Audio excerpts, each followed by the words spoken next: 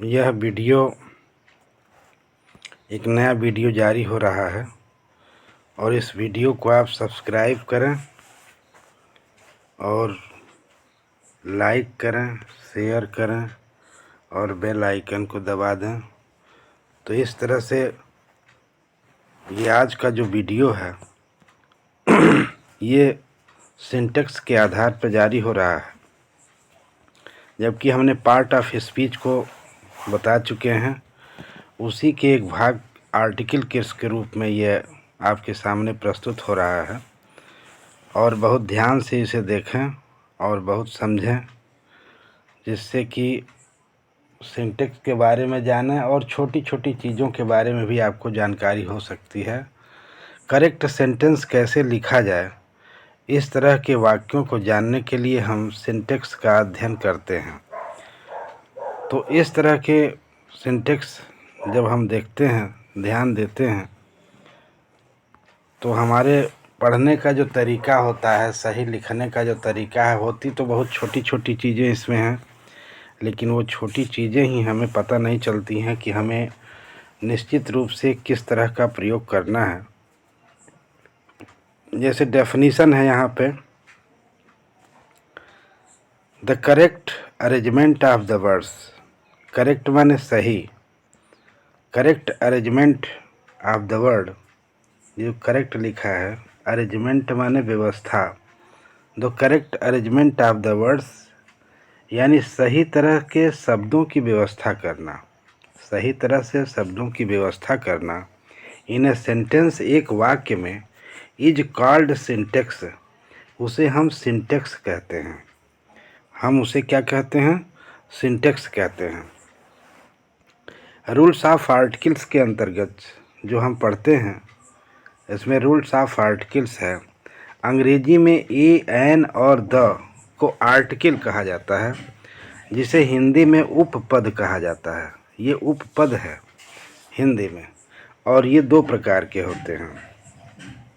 एक indefinite article होता है और इंडेफिनिट आर्टिकल दूसरा डेफिनिट आर्टिकल होता है।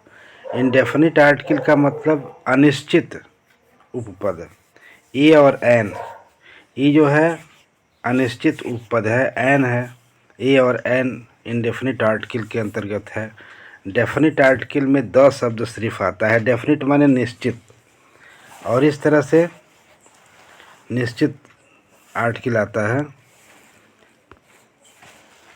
इंडेफिनिट आर्टिकल को समझने के लिए हमें अच्छी तरह से समझा जा सकता है कि जैसे इंडेफिनिट आर्टिकल अनिश्चित उपपद है, ए और एन को इंडेफिनिट आर्टिकल कहा जाता है, क्योंकि जिस नाउन व्यक्ति या वस्तु से पहले आते हैं उसके बारे में अनिश्चितता छोड़ जाते हैं।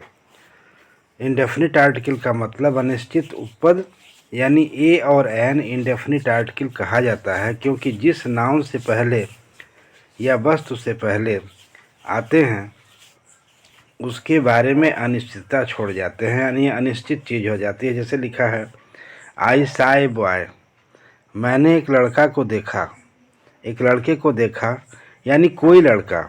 ए बॉय मतलब कोई लड़का है जिसके बारे में हम जानते नहीं हैं, यानी कोई लड़का है जो अनिश्चित है, यानी उसके बारे में हमें परिचय नहीं है। यू मेट ए गर्ल, अर्थात तुम कोई लड़की, ए गर्ल मीन्स कोई लड़की हो गया। यहाँ पर ए गर्ल जो लिखा है, ए शब्द अनिश्चित आर्टिकल्स है, इंडेफिनिट आर्टिकल है। और इस तरह से इंडेफिनिट आर्टिकल में अनिश्चित उपपद होते हैं जिसकी कोई निश्चितता नहीं होती है, जिसके बारे में हम जानते नहीं हैं, जिससे हमारा कोई परिचय नहीं है, जिसको हमने जाना नहीं। इंडेफिनिट आर्टिकल, ऐसे इंडेफिनिट आर्टिकल को अनिश्चितता से भरा हुआ शब्द होता है। ये जो है अनिश्चितता से भरा शब्द होता है, इस तरह से इसे हम इंडेफिनिट आर्टिकल्स कहते हैं। दूसरा है डेफिनिट शब्द, निश्चित उपपद है। द डेफिनिट आर्टिकल्स है क्योंकि वह किसी नाउन व्यक्ति या वस्तु से पहले प्रयोग होता है। यह नाउन विशेष होता है, और ऐसे नाउन जो विशेष होते हैं जिसके बारे में हम निश्चित रूप से जानते ही हैं, जिसके बारे में निश्चित रूप से क्या करते हैं, जानते हैं। और इस तरह से द आर्टिकल्स में जैसे देखें, आई सा द बॉय अर्थात कोई विशेष लड़का जिसको मैं जानता हूँ। आई सा द बॉय, यहाँ द शब्द है निश्चित आर्टिकल जिसमें होता है मैं उस लड़के को जानता हूँ। यू मेट द गर्ल, तुम एक लड़की से मिले। द शब्द है अर्थात कोई विशेष लड़की जिसको तुम जानते हो, इसलिए निश्चितता इसमें भरी होती है। तो ऐसी चीज़ों को हम डेफिनिट आर्टिकल्स के अंतर्गत करते हैं। इनडेफिनिट आर्टिकल है ए तथा एन दोनों का प्रयोग जब हम करते हैं अनिश्चित आर्टिकल में, ए तथा एन दोनों का अर्थ एक होता है, इन दोनों का मतलब एक होता है और वे दोनों ही सिंगुलर काउंटेबल नाउन होते हैं जिसे गिना जा सकता है। ये सिंगुलर काउंटेबल नाउन होते हैं जिसे हम गिनते हैं, और इस तरह से हम क्या करते हैं, जब गिनते हैं और गिनती में हम उसे काउंटेबल नाउन कहा जाता है। रूल नंबर 1 है, जब अंग्रेजी में जब किसी नाउन का पहला अक्षर काउंटेबल होता है, कॉन्सोनेंट होता है। अंग्रेजी में जब किसी नाउन का पहला अक्षर कॉन्सोनेंट का मतलब व्यंजन में हो, तो उस संज्ञा से पहले ए लगाते हैं, यानी कॉन्सोनेंट होना चाहिए। और कॉन्सोनेंट में पांचों स्वरों को छोड़ करके जो भी शब्द होते हैं वो कॉन्सोनेंट होते हैं। जैसे लिखा है एक कप लिखा है, ए हाउस लिखा है, ए बुक लिखा है, इसमें कॉन्सोनेंट है। सी भी कॉन्सोनेंट है, एच भी कॉन्सोनेंट है, बी भी कॉन्सोनेंट है। इस तरह से ये कॉन्सोनेंट हैं तो उस संज्ञा से पहले ए लगाते हैं। और जब किसी नाउन का पहला अक्षर स्वर हो और उच्चारण भी स्वर में हो तो उस नाउन के पहले एन आता है, यानी उसका पहला अक्षर, नाउन का पहला अक्षर क्या हो, स्वर हो, और उच्चारण भी स्वर हो तो उस नाउन के पहले एन आता है। जैसे एन एप्पल, और जैसे an elephant, an ink pot, an orange, an umbrella.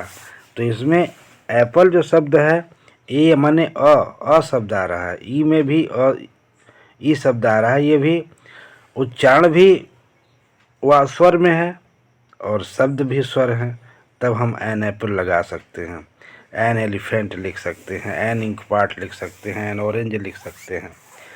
इस तरह से हम आप इसको करते हैं। इसके बाद रूल नंबर 3 है, यदि किसी उच्चारण कॉन्सोनेंट के रूप में हो रहा है, यदि किसी हिंदी उच्चारण का अर्थ है कॉन्सोनेंट के रूप में हो रहा है, जैसे ड, व, ह, ब, ट ध्वनि से प्रारंभ होता है तो उसके पूर्व ए आर्टिकल लगता है। अब यहाँ पर देखिए, जैसे लिखा है ए यूनिवर्सिटी, यू शब्द जबकि वावेल से शुरू है, यहाँ यू शब्द जो है जबकि वावेल से शुरू है, लेकिन इसका उच्चारण हो रहा है किससे, यू से, यानी हिंदी में यू से। और यूरोपियन है तो ये ए यूरोपियन है, इसका भी उच्चारण हिंदी में यू से ही शुरू हो रहा है। एन यूटेंसिल है तो इसका भी उच्चारण यू से ही है। और यहाँ यूनियन है, ये भी यू से ही है। इस चूँकि उच्चारण तो हिंदी में यू से हो रहा है और ये कॉन्सोनेंट से हो रहा है, लेकिन शब्द तो इसके वावेल हैं। अंग्रेजी शब्दों को देखा जाए तो ये वावेल से शुरू हो रहे हैं, भले ही शुरू हो रहे हैं ये अंग्रेजी के वावेल से, परंतु फिर भी हम इसे, चूँकि हिंदी में यू शब्द उच्चारण हो रहा है, यानी व्यंजन उच्चारण हो रहा है, इसलिए ए यूनिवर्सिटी लिखा जाएगा, ए यूरोपियन लिखा जाएगा, और यहाँ ए यूटेंसिल लिखा जाएगा, ये यूनियन लिखा जाएगा, जबकि इसका प्रारंभ वावेल से है, परंतु हिंदी में इसका उच्चारण यू से हो रहा है। और रूल नंबर 4 में जब ओ की आवाज़ व और डब्लू हो तो जैसे जैसे लिखा है ए वन आइड मैन, ए वन आइड मैन माने एक कैसे काना व्यक्ति हो, ए 1 रूपी नोट, 1 रुपये का नोट हो, जबकि वह शब्द जो है वावेल से है। और इस तरह से दोनों शब्द व से आरंभ होते हैं, यहाँ व से आरंभ हो रहे हैं, अतः इसके पूर्व ए आर्टिकल लगाते हैं। इसलिए यहाँ क्या लगाएंगे? ए आर्टिकल लगाएंगे।